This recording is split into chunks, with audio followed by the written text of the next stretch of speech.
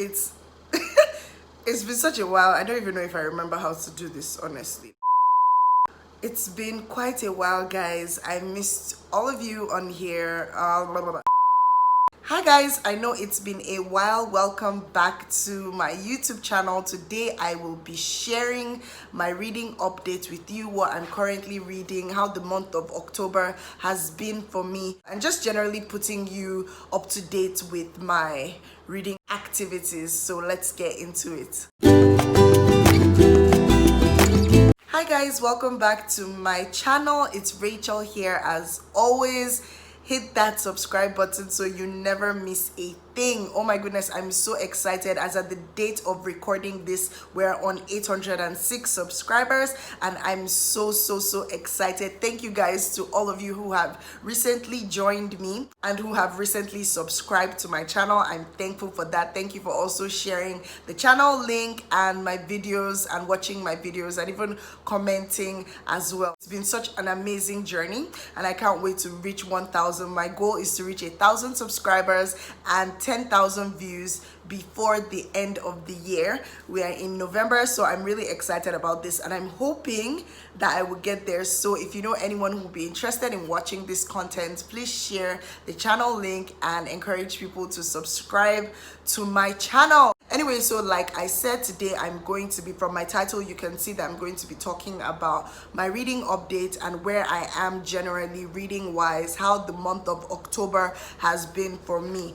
October was wow, as in, you know how February 2020 started and you're like, oh my goodness, not Kobe and Gigi, and then March, oh my goodness, not COVID, and then April, oh my goodness, not lockdown, and then June, oh my goodness, not going crazy from lockdown, and then July, oh my goodness, people are dying, and then August, it's like, okay, maybe there's hope, and then September, okay, maybe there might be hope, and then October in Nigeria is just, it was just too much. I feel like this 2020 has just been a whole lot, because while there have been amazing things that have happened, I mean, that I can say for myself, it's really been challenging, and October was one of those months that were just so challenging. I was just like, look, I can't wait for this month to be over with. Like, I don't know if you guys watched the last video that I did when I explained why Nigerians were protesting, why we hit the streets, why we went out speaking up and lending our voices to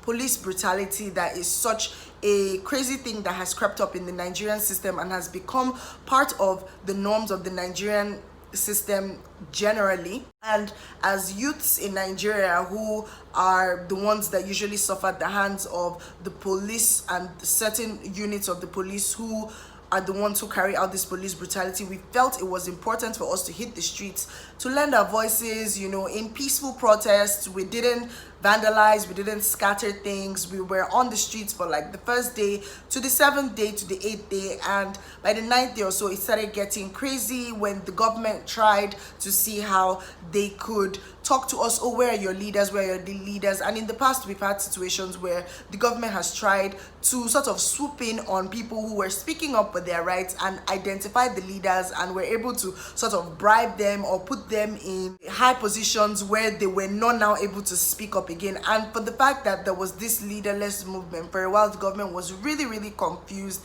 and it all culminated into what we now know as the Lekki Massacre. And on my title you may see the Lekki Massacre and you're thinking if it's a book that I currently read, but it's really not. But the way the events played out, honestly, if somebody wrote it as a fictional book, people will probably be like, wow, I wonder how this will play out in real life. But it did play out in real life, where on the 20th of October 2020, members of the Nigerian Armed Forces and men who were dressed in Nigerian military uniform opened fire on peaceful protesters who were sat at the Lekki toll gate.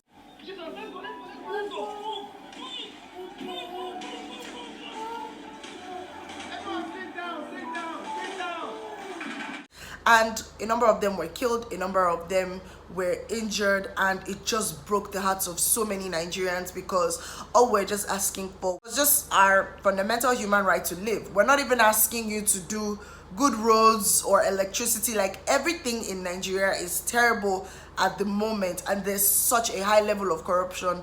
The leaders in power do not care, the lawmakers do not care. They earn ridiculous amounts of money. Like, Nigeria is one of the countries with the highest paid lawmakers, and it's still one of the poverty capitals of the world. So we're dealing with so much in Nigeria, and just the fact that we were able to stay united and speak up against a lot of these things that were happening, it really took an emotional, mental, physical, strain on the average Nigerian youth. On that particular 20th, I know at least, like, me and my friends and my colleagues were just crying on the phone, and we're just wondering what is going on. Is it because we dared, speak up, or because we dared ask for what is rightfully ours, which is our right to live?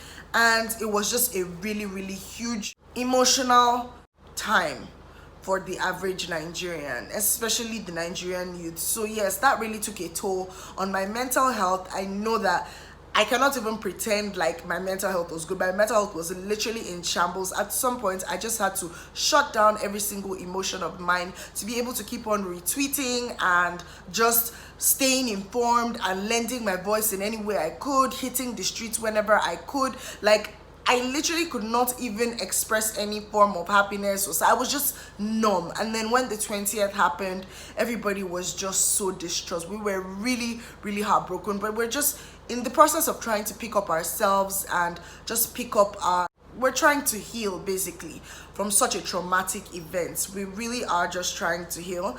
And that really affected me reading wise in October. I literally read only one book. I'm recording this on 1st of November on a Sunday. I literally read only one book in October, but this is my update so far. So literally in October, I read only one book, and of course that's like, I stayed for so long not reading any book because of everything that was going on in the country and everything that is still going on in the country. And this is probably the longest time I've ever stayed without reading a book, which was not an intentional choice of mine, but everything that had happened so far. I really missed just escaping. I tried at some point to actually escape in between the covers of a book and just see whether I'll find some sort of temporary respite for everything that had been going on. But man, it was so hard. I could not pick up a book. I was also dealing with survivor's guilt. I'm like, how do I want to pick up a book to enjoy whatever fictional thing I want to do when my reality is literally falling apart? People are dying, people are getting injured, people are sacrificing their lives for the cause to which we hit the streets, and you're there picking up a book. So I really battled with survivor's guilt, and I think that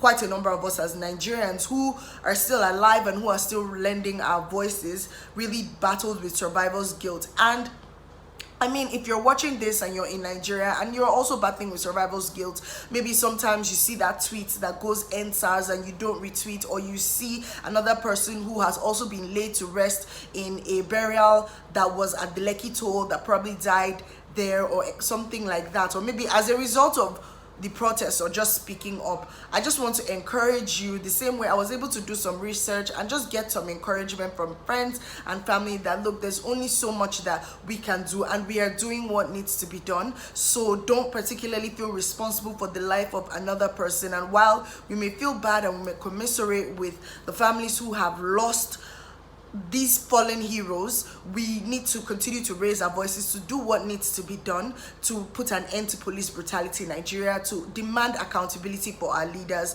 So while we may be healing and while we may be mourning, just remember that it's not your fault and there's nothing wrong with it. Acknowledge the fact that you need some time to heal. There is no time frame for healing. There is no time frame for getting yourself together, moving on, creating content, putting stuff out there. We're literally never going to go back to normal. There is no going back to normal or going back to how we used to be in Nigeria or with Nigerian youths. We have awoken, we have seen the light, we have seen how effective and efficient we can be as youths when we are united in our voices, when we are speaking out, when we are speaking up, when we are taking positive action to secure a better future for ourselves. So let us just concentrate on that and not particularly feel bad that, oh, okay, I survived this incident and other people did not.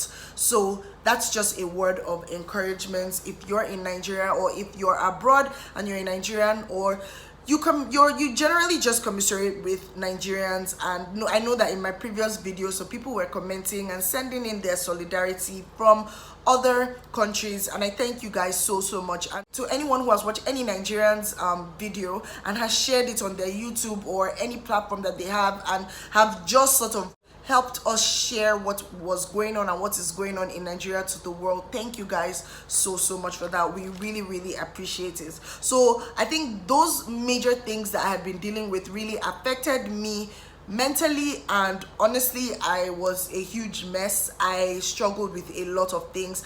I poured out some things on my blog in writing that sort of helped me purge my emotions and how I felt at that particular time and how I'm still feeling. I'm hoping that at the end of the day we will get some respite.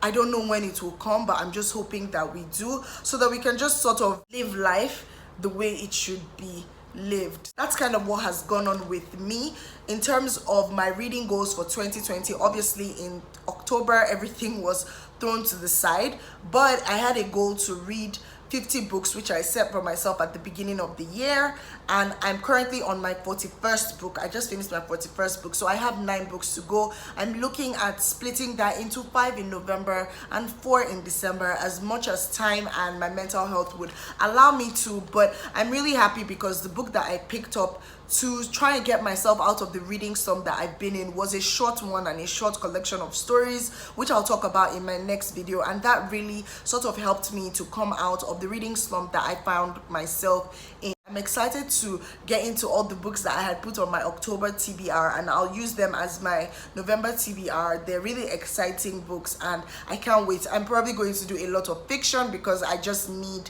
some fiction to get me out of where I am at the moment. I really don't have any strategy in terms of strategy for reading the 9 books that I have to read. It's just really important to me that I smash my goal of reading 50 books. I didn't anticipate that October will go the way it went, but it did, and that's fine. And I'm back to trying to smash those goals and enjoying myself while I can. So I'm also paying attention to the fact that I don't have to literally kill myself to get these goals done, but it will be exciting to get them done. So I will also be sharing the books that I plan to read in November in my November TBR video, which I will share later this week. Please let me know how your reading goals are going in the comments. How many books did you plan to read this year, and how many have you read so far? We're winding down to the end of the year, and I'm excited to hear what you guys have to say about how your reading goals are going. Also, if you didn't have any reading goals but it's just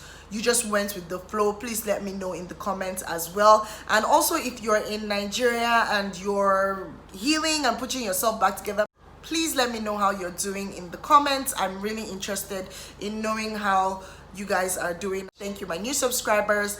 I appreciate it. You can like this video so that it is referred to other viewers as well, and I will see you in my next video. Bye.